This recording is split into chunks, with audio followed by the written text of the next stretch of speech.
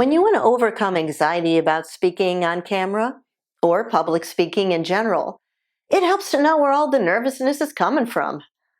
Hi, I'm Laura Doman, helping you to tell your story well with a few tips from the entertainment world. You know, it's an interesting thing. Knowing why we have trouble doing something can go a long way to helping resolve it. Like in this case, so many of us are incredibly nervous about public speaking, whether it's to a room full of people or, if you're making a video, directly to camera. So, why is this? Two main reasons: fear and uncertainty.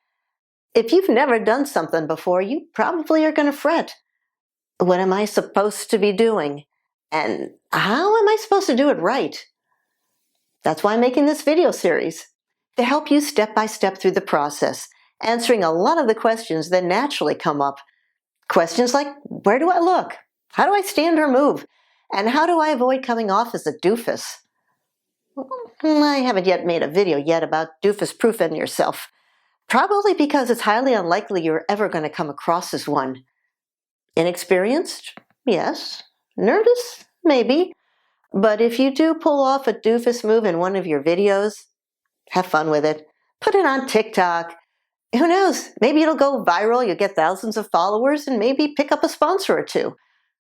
It could be a pretty strategic move. But that's off topic. The main reason that you're nervous or anxious about speaking on camera is fear. Fear of embarrassment, fear of failure, fear of making mistakes. Welcome to the club. As human beings, we all experience it to one degree or another. It is a natural reaction to the prospect of doing something unfamiliar. The answer lies in what you're going to do about it. Here are a few suggestions. Face up to your fear. Embrace it. Give it an old big bear hug and then just release it. Suddenly, it's not going to look as threatening. When we name a fear, when we face it, acknowledge it, then we're going to either live with it or we're going to conquer it. But we take control of what we're going to do from then on. Put talking on camera in perspective. You're not going to die if you don't do it perfectly. Chances are there is not an execution squad standing by in case of a flub. Except that it might take you a few tries before you get it right, especially if you're doing this for the first time. But guess what? You're talking to camera for a video. It's being recorded. You can do it over and over until you get it right. And then later you can splice it all together, get the best parts, and make the final product. Remember that things get easier the more often that you do them. Go easy on yourself and take your time. Find the fun and joy in what you're doing and just focus on that. And if you're teaching or demonstrating something in the video, put all your attention on that activity, and chances are you're going to come across pretty naturally. Relax, knowing that you're your own worst critic. If it helps to do a few breathing or stretching exercises to calm your nerves, go for it. I've got several videos in this series on that very topic.